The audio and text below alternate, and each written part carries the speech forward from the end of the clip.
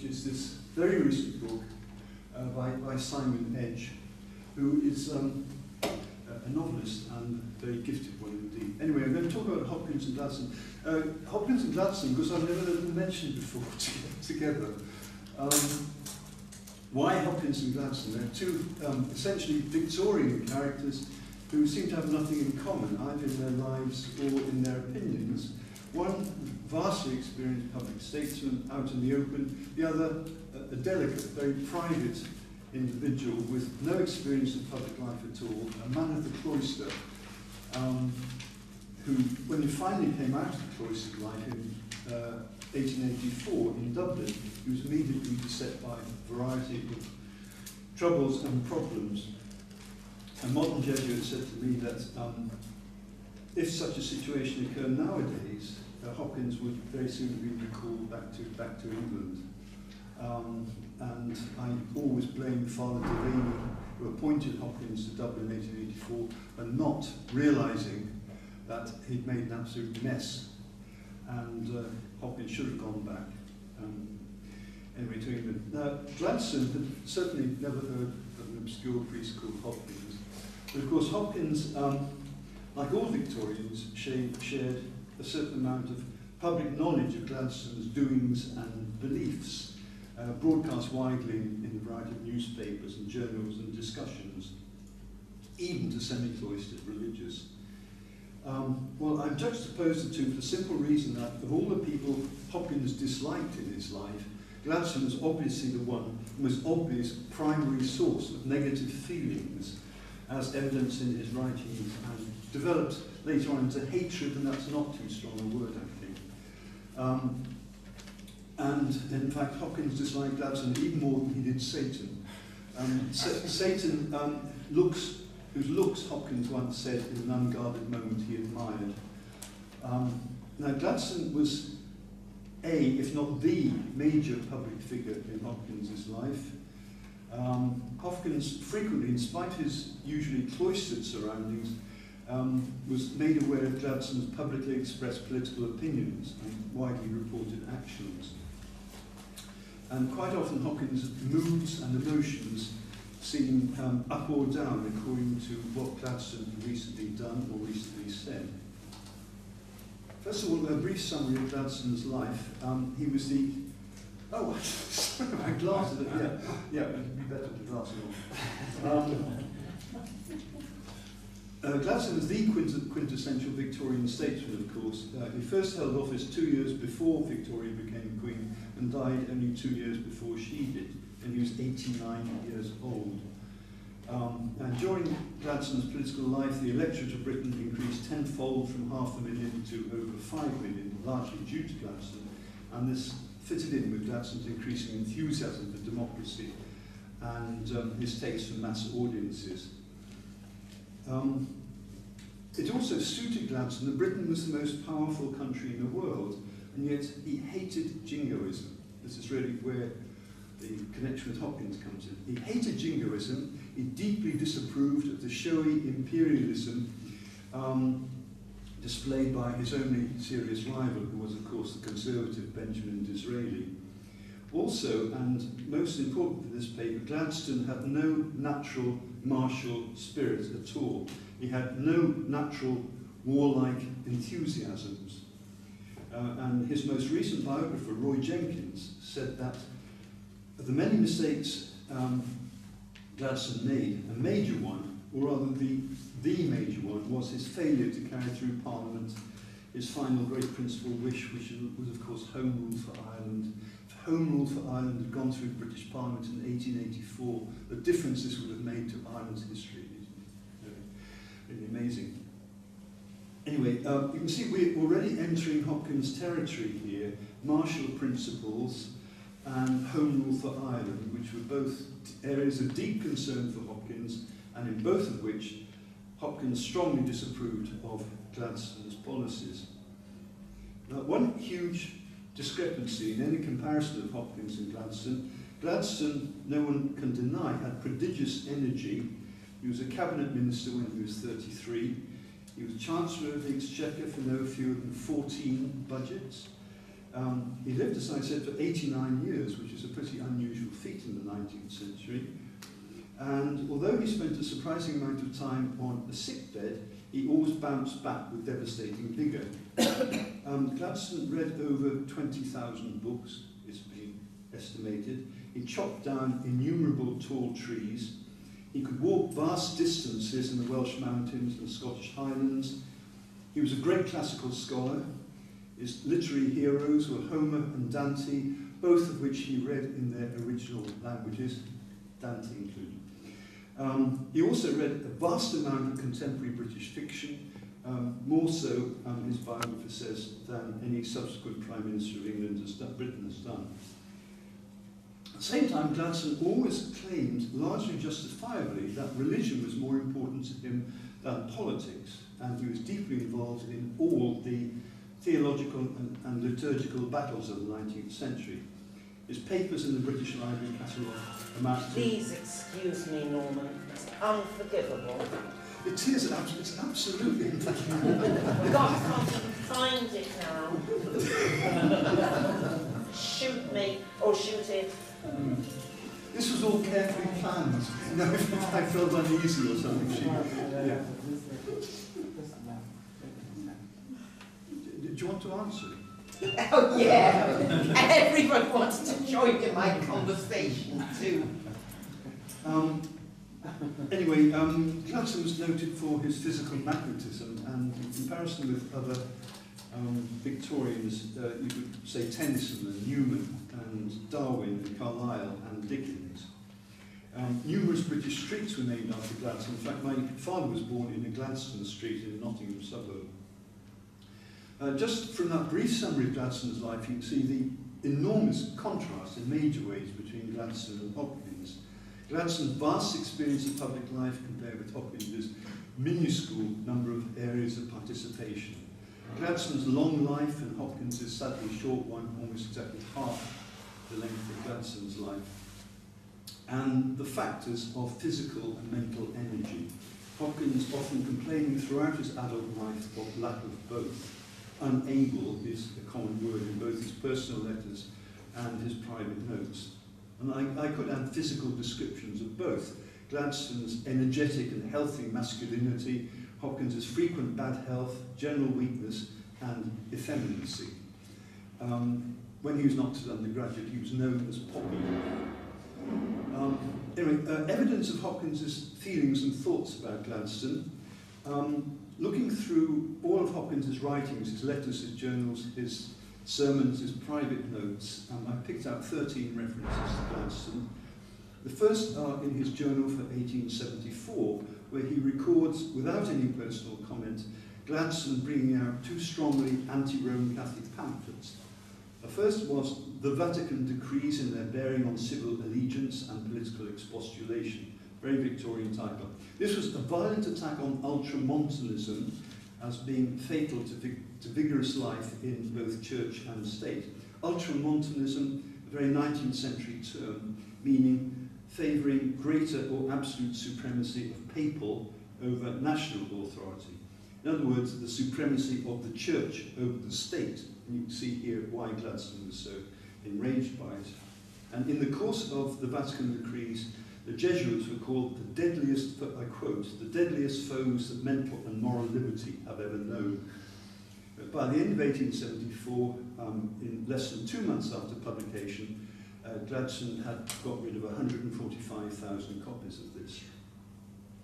Now Hopkins heard of this because several of the Roman Catholic answers to Gladstone's pamphlet were read out in the St. Bino's refectory during meals.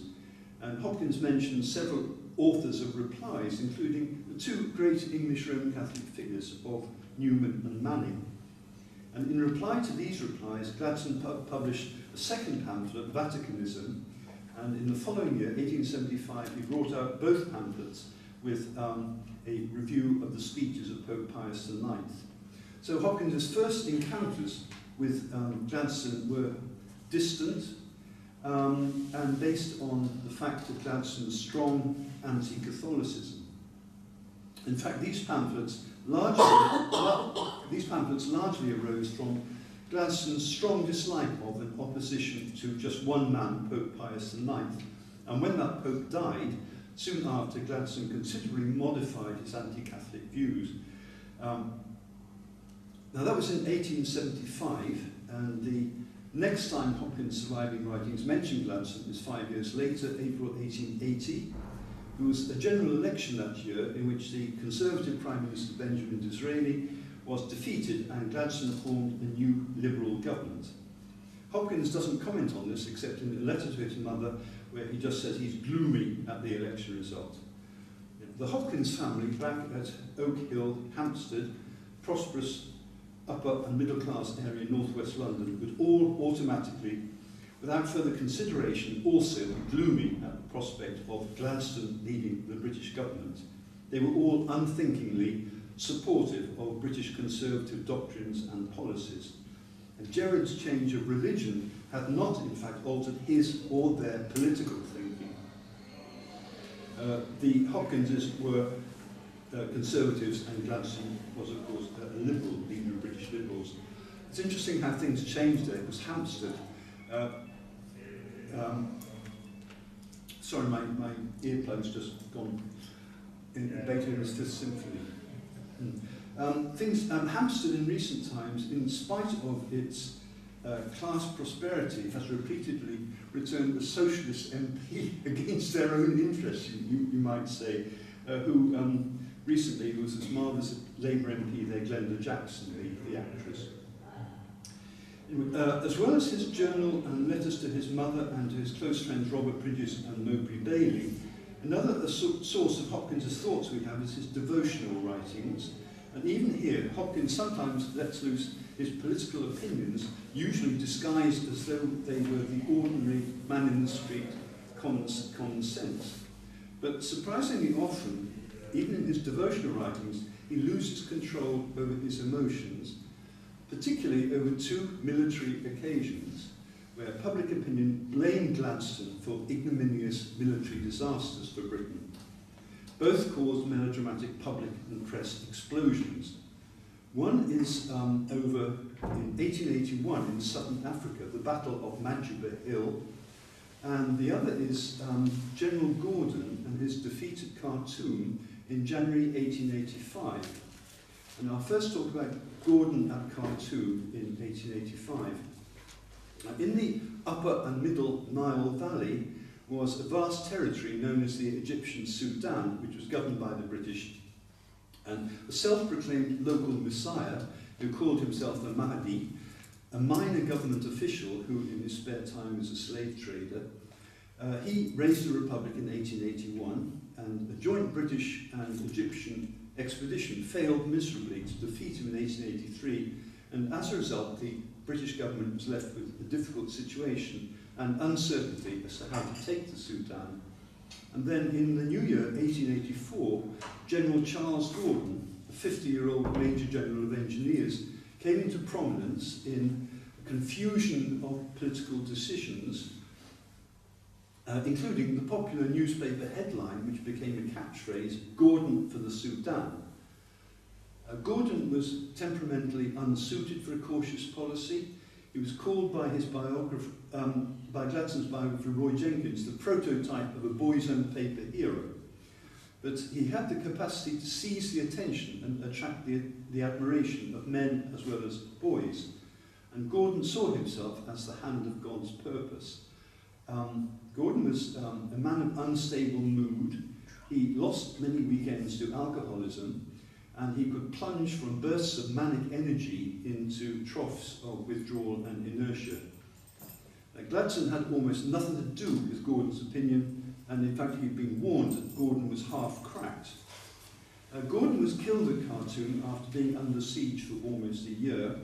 A relief expedition had reached the city 2 days too late. There were many indignant recriminations, and it turned out that Gordon had been sent to advise on the evacuation of the Sudan, but not to occupy it. He shouldn't have been in Khartoum at all. And while he was being besieged, he sent telegrams of an extraordinary nature.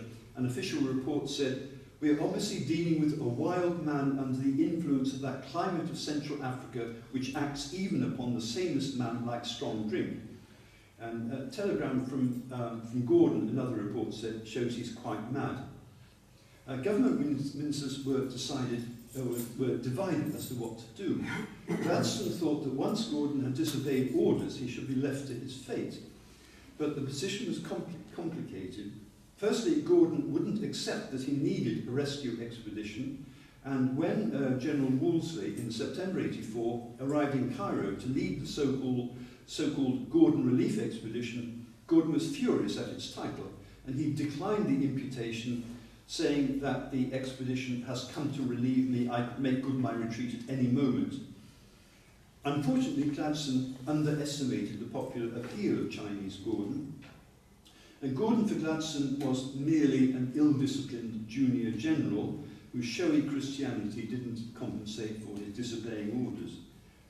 The news of Gordon's death reached England in early February 1885, and the situation wasn't helped by Queen Victoria, who was seldom an ally of Gladstone's and often thought to have been in love with Gladstone's political enemy, Disraeli.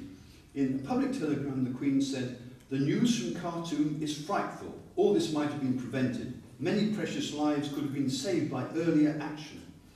This direct criticism of Gladstone, the Queen sent in a public telegram, so it immediately became available to everyone through the newspapers.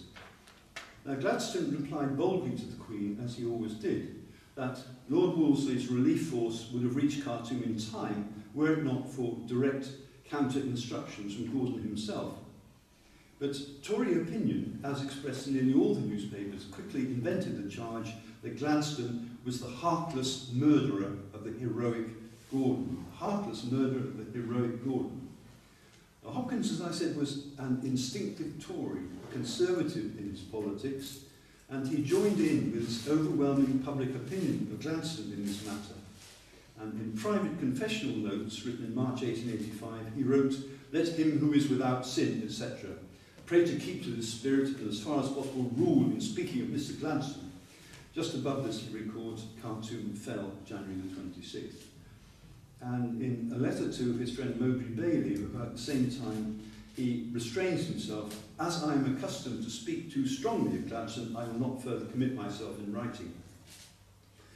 A similar display of apparent self-control comes in a letter to his mother about the same time. "Do not let us talk politics, it kills me, especially under the present Prime Minister."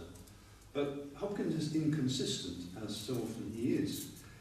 To Bridges in March that year, he wrote, "In real life, the mass of English people have failed to criticise Gladstone, gaping, merely looking on passively, in other words, while Gladstone was negotiating his surrenders of the British Empire." And Hopkins replied to Bailey's proposal to silence Gladstone, "You said, and it was profoundly true then, that Mr. Gladstone ought to be beheaded on Tower Hill and buried in Westminster Abbey. But I query whether Gladstone deserves such an honour as an Abbey burial." So, surrenders of the British Empire. Hopkins was, of course, an avid imperialist. Next year, in July 1886, the well-known poet Swinburne, who, in spite of his questionable morality, Hopkins often supported, Swinburne had an ode printed in the Times which contained bitter lines on Gladstone, including a passage about Gordon and Khartoum, which Hopkins thought appropriate to the occasion. But Hopkins' most strongly worded anti-Gladstone sentiment occurred in a letter to Bailey in May 1888, where he's talking about how nice London is, London's balmy West End, quietly handsome, many fine trees, so many resources, things to go to and hear and see and do. Everything is there. Very much may be said for life in London. And then he changes tack. It's not quite clear why. How he dislikes, in towns and in London in particular, the misery of the poor, the dirt, the squalor, the ill-shapen, degraded physical, putting aside moral type of so many of the people, with the deeply dejecting, unbearable thought that by degrees almost all our population will become a town population, and a puny, unhealthy and cowardly one. Yes, cowardly. And this word cowardly brings into Hopkins' mind, heaven knows why, an emotionally recalled account of a British military defeat in the Boer War, which had taken place 7 years previously. in February 1881. Do you know and realise what happened at Madjubet Hill? 500 British troops, after 8 hours firing on the Dutch reaching the top, ran without offering hand-to-hand resistance before, it is said, 80 men. Such a thing was never heard in history. The disgrace in itself is unspeakable. Still, it might have been slurred over by pushing on the campaign, but Gladstone was equal to himself and the occasion. He professed that the Queen's honour was by this dishonour vindicated, and he stamped the memory of Madjuba in the minds of all African colonists forever. What one man could do to throw away a continent and weaken the bonds of a worldwide empire, he did. Again, this is Hopkins, the old-fashioned imperialist. Gladstone may do more in this kind yet. I therefore agree with you that the duty of keeping this fatal and baleful influence, spirit or personality, or whatever word one is to use, out of political power is a strong duty. Strange being, Gladstone is without foresight, insight or resolution himself, the bright form of the thoughts and wishes of the liberal masses. And the liberal masses is, of course, Hopkins' reference to the notably illiberal prejudice, his own political prejudices. Now, the editor of Hopkins' letters comments, for this story of cowardice, I can find no confirmation at all. As I said, the Battle of Madjubet Hill had taken place more than 7 years before these comments of Hopkins's, and his figures bear no resemblance to those officially given in the accounts of the time, in the annual register, for instance.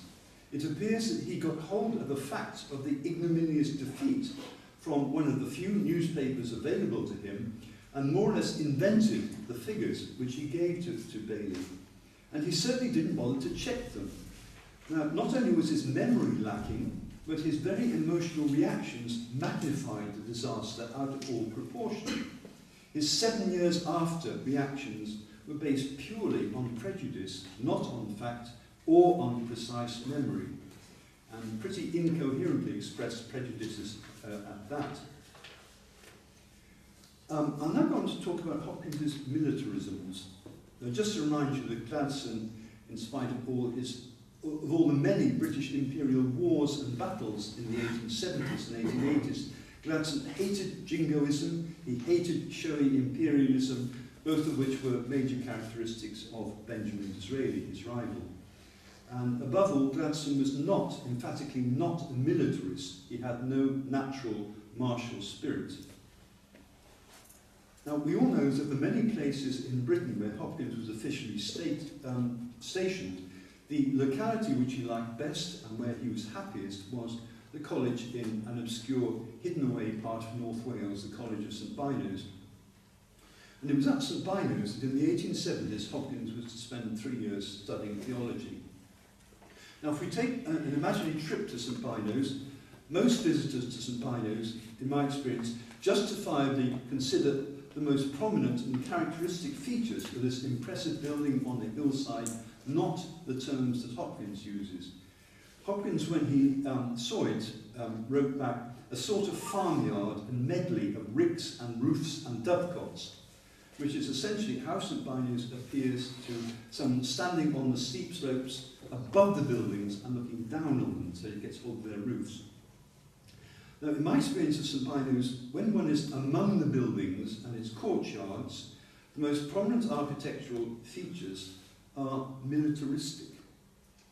Firstly, at its northwest corner, there is a squat, defiant tower with a parapet of arrow slits, a tower which the Jesuits always found pretty useless, a tower that could be from an ancient fortress built for defence against a siege by a hostile military force. But this is a mid-Victorian building. It's true that St Bynoes is situated in traditional Anglo-Welsh border country, at one time the prey of bloodthirsty border raids and battles, but that was in a very, very distant age.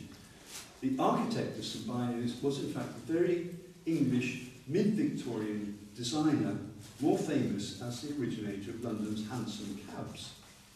And some of Joseph Hanson's designs of St Bynoes show that he could be a humorous sort of person. From its mid-Victorian foundation, the St Bynoes Tower was seen as a form of joke.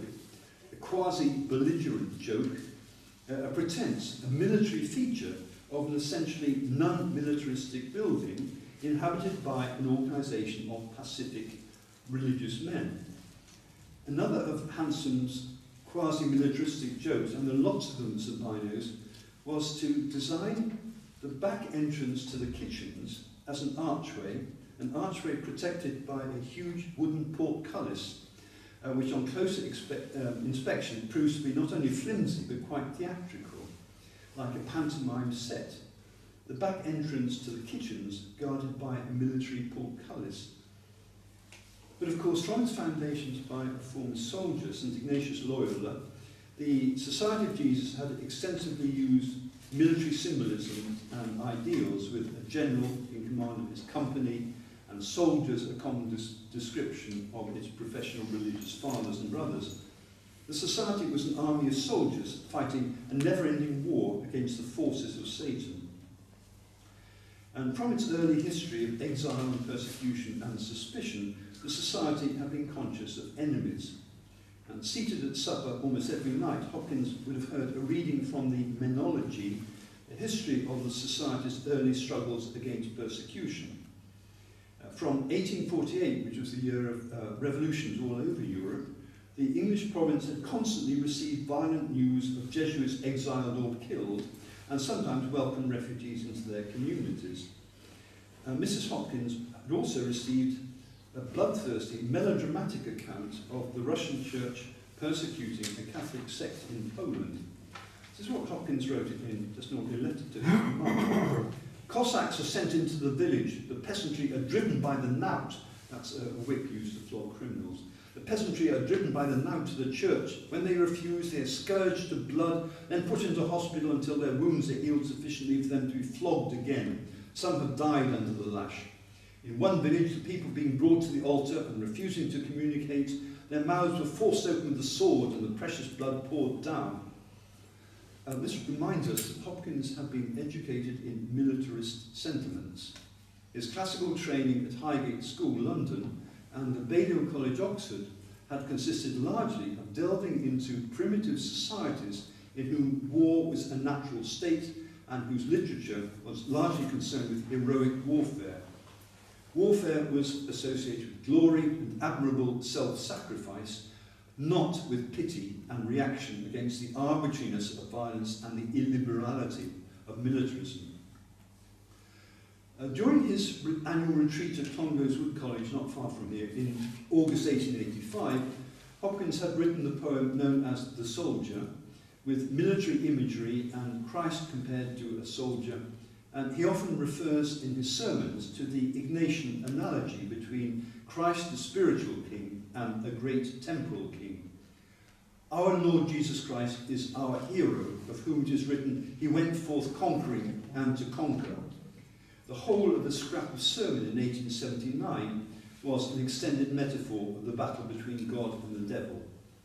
The nobility of this warfare, regiments with officers, ranks, discipline, subordination, the armour of God.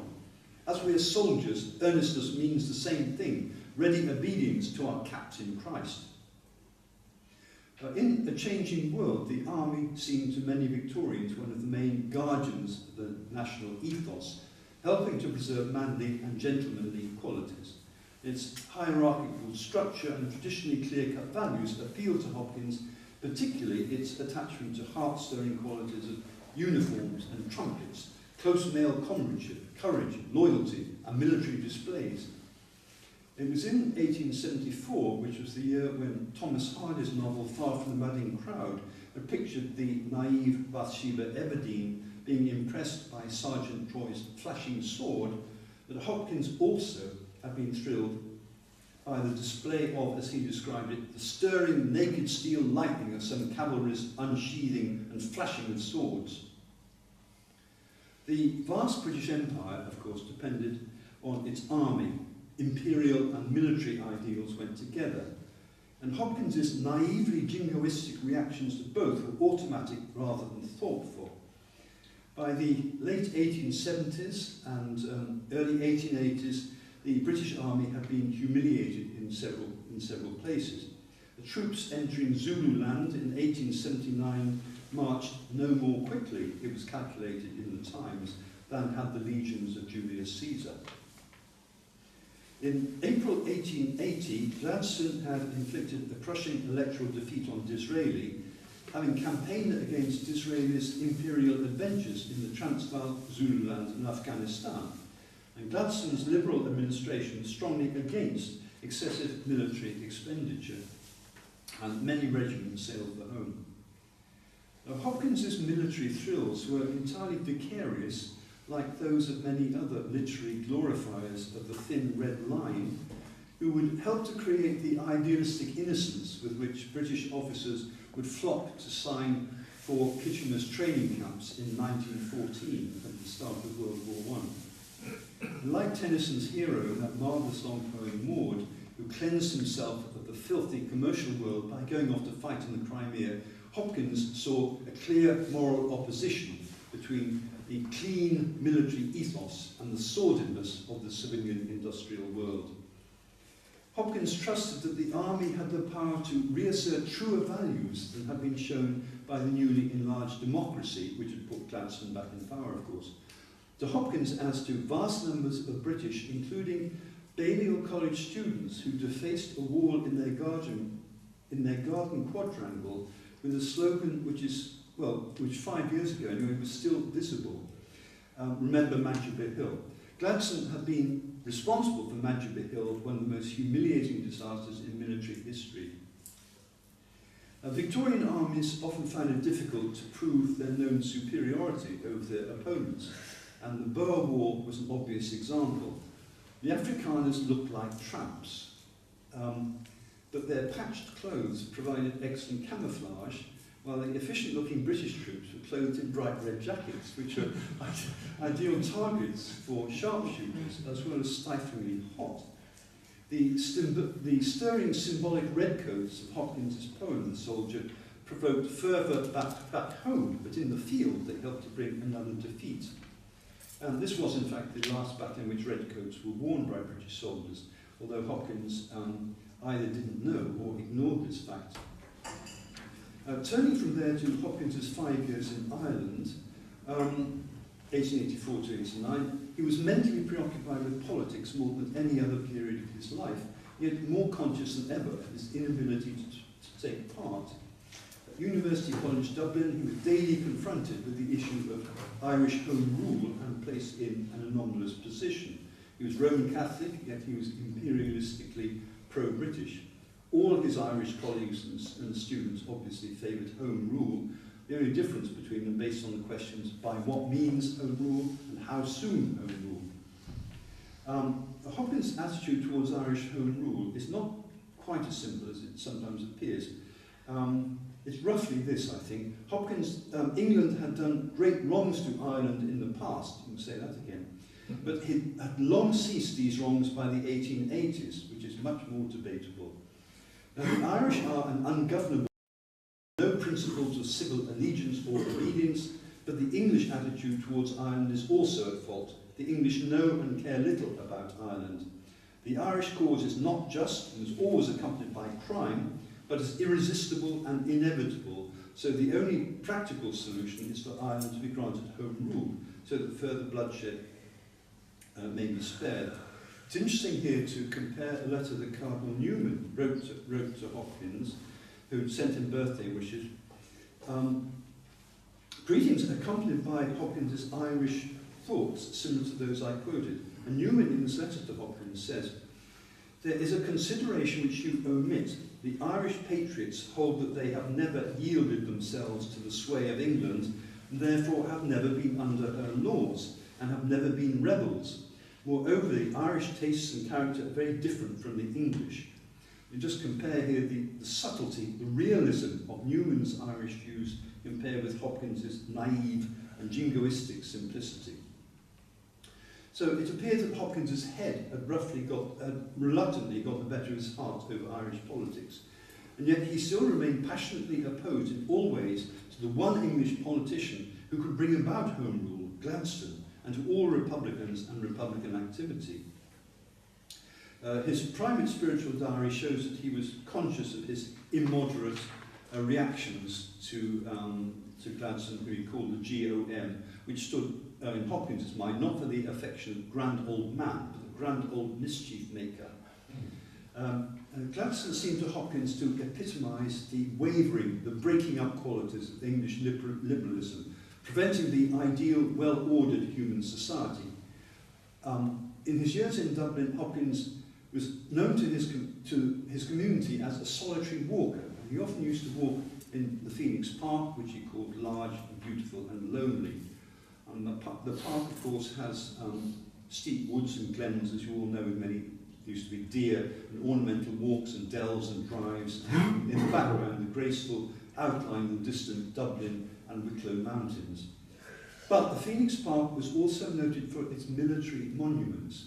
The vast Wellington obelisk, over 200 feet high, its four sides richly adorned with bronze reliefs depicting the Iron Duke's victories, and the more recent monument to Palmerston's Lord Lieutenant Lord Carlisle, and the bronze equestrian statue of Lord Gough, and other reminders of bloodshed, the Vice-Regal Lodge, of course, where Lord Frederick Cavendish, Mr. Burke, was assassinated only 6 years previously by a gang of Invincibles.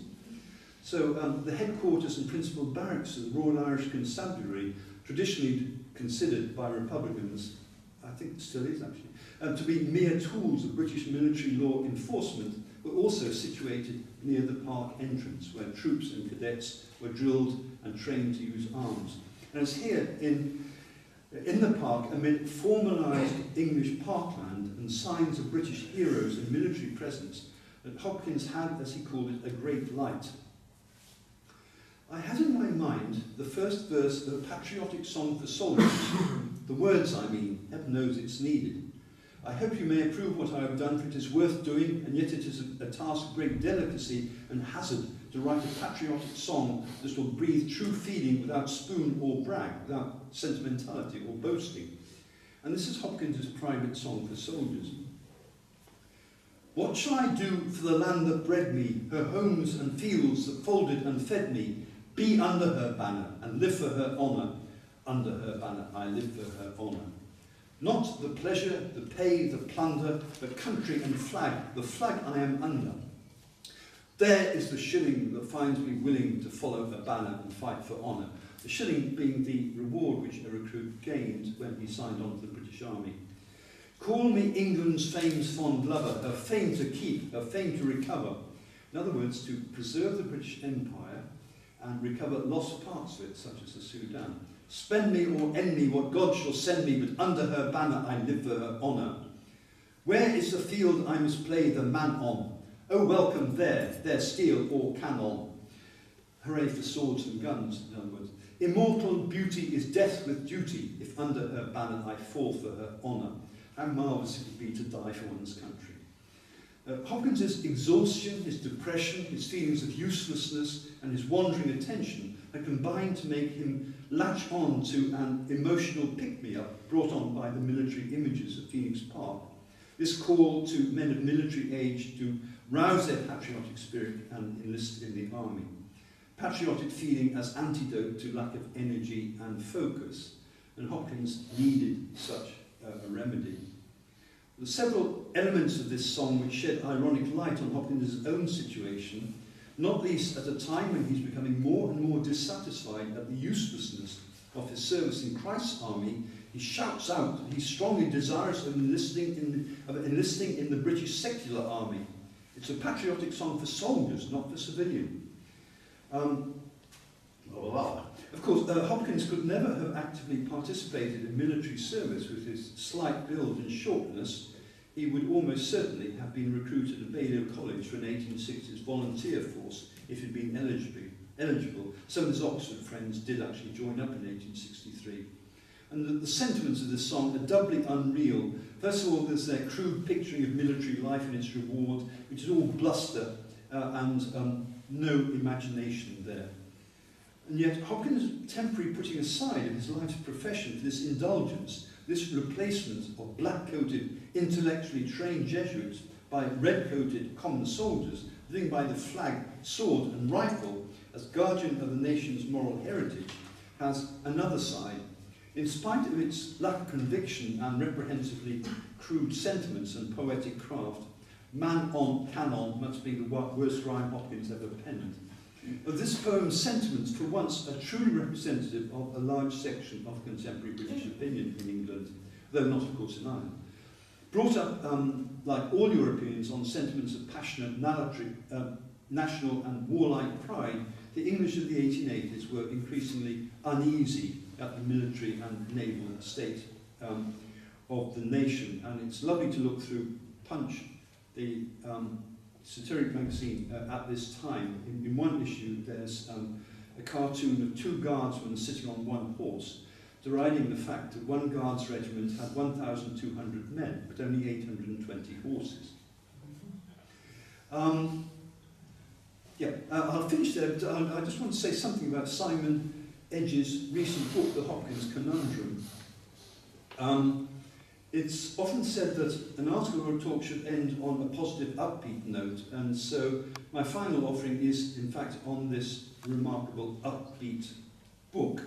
It's a healthy, positive novelty, I think, to Hopkins literature and to Hopkins people. Also, it doesn't need preliminary reading and knowledge. It's for a new generation, people without Hopkins preconceptions. And yet, Simon Edge has done his homework.